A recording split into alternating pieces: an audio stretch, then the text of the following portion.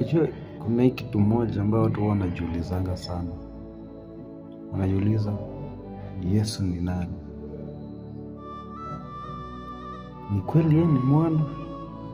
Na mbona huwa anajiita Mungu? Lakini leo nawaambia kitu moja. Yesu Kristo ndiye Mungu. Yeye ni Mungu.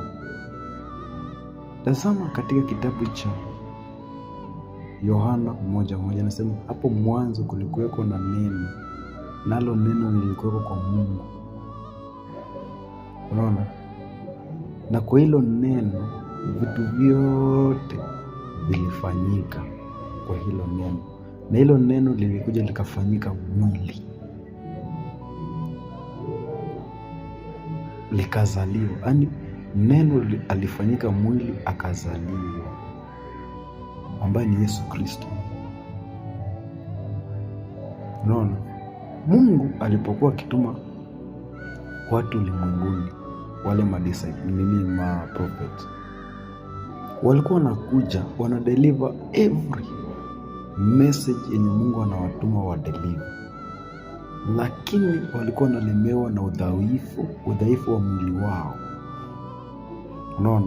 Mwili wao ulikuwa baadaye unakuja kuwalemea.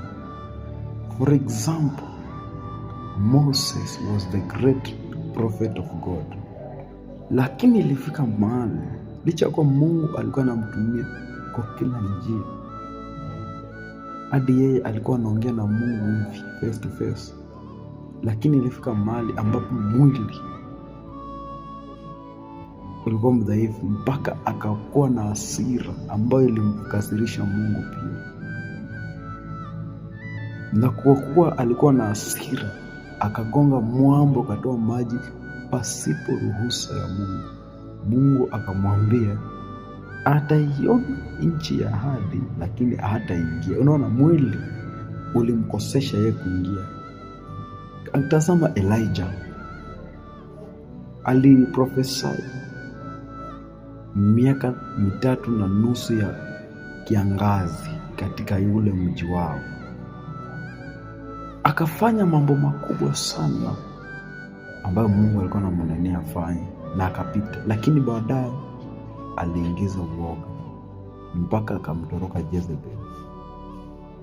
Alitoroka akaenda kwa wilderness penye Mungu alikuja akamfeed na kunguru kule. Alisahau kila jambo kubwa ambalo amelifanya kupitia kwa jina la Mungu.